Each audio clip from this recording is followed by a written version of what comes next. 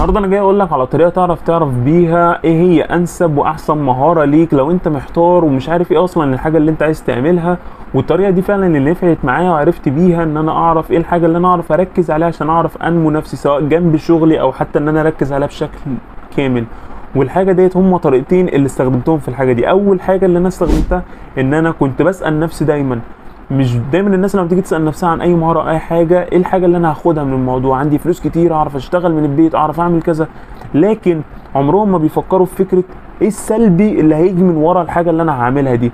لو انت فكرت في الموضوع هتعرف انك انت في حاجات سلبيه كتيره جدا في الموضوع ده، في حاجات كتيره جدا ممكن ما تتحملهاش، فاختار الحاجه السلبيه اللي تعرف تحبها وتعرف تكمل بيها.